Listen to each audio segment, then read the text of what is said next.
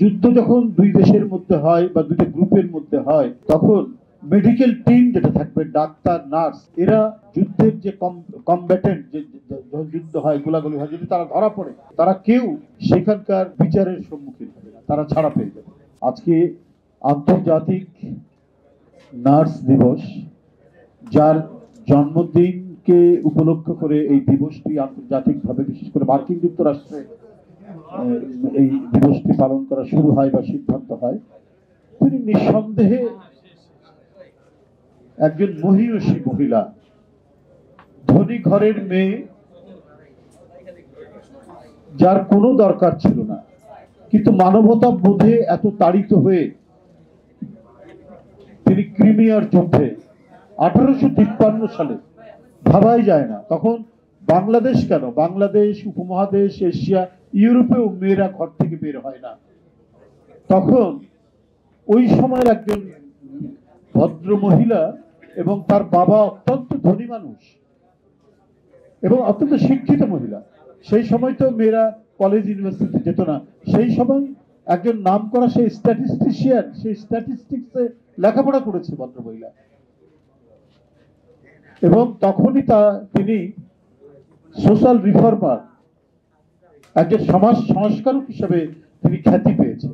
ইংল্যান্ডের মেয়ে, ইংলিশ মেয়ে, অথচ কি অদ্ভুত তার মানব প্রীতি, মানব প্রেম, যে কোথায় রাশিয়ার মতো একটি জায়গায় যেখানে যুদ্ধ হচ্ছে, একদিকে অটোমান সাম্রাজ্য, একদিকে ইংল্যান্ড মানে ব্রিটেন, ফ্রান্স একদিকে, আরেকদিকে রাশিয়ার সাথে যুদ্ধ হচ্ছে ক্রিমিয়া নামক একটা জায়গায়।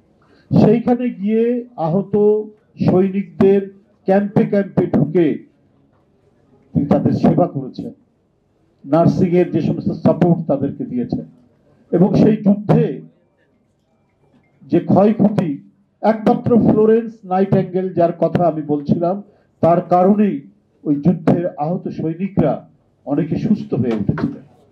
এটা ওনাকে ব্যথিত করেছিল। কত বড় মানবপ্রেমী হলে উনি দেখছেন যে তার স্বদেশের 2500 সৈনিক মারা গেছে এবং অসংখ্য আহত, এবং যাদের বিরুদ্ধে যুদ্ধ করছে তাদের 12,000 সৈনিক মারা গেছে। একজন মানবপ্রেমী মানুষ, তার কিন্তু কোনো দেশ অঞ্চলের মধ্যে তার হৃদয় সীমাবদ্ধ থাকে না। তার হৃদয় থাকে সব মানুষকে একত্রিত করার, সব মানুষকে তার হৃদয়ের মধ্যে জায়গা দেওয়া। সেটাই ছিল ফ্লোরেন্স নাইটেঙ্গেল। এবং আপনার মানে এটা মানে জেনে অত্যন্ত আনন্দিত হবে যে তার কারণেই যুদ্ধের যে ইন্টারন্যাশনাল কনভেনশন যেটা হয়েছে, সেটা হলো যে যুদ্ধ যখন দুই দেশের মধ্যে হয় বা দুইটা গ্রুপের মধ্যে হয়, তখন মেডিকেল টিম যেটা থাকবে, ডাক্তার, নার্স, এরা যুদ্ধের যে কমব্যাটেন্ট, যে যখন যুদ্ধ হয়, গোলাগুলি হয়, যদি তারা ধরা পড়ে, তারা কেউ সেখানকার বিচারের সম্মুখীন হবে না, তারা ছাড়া পেয়ে যাবে।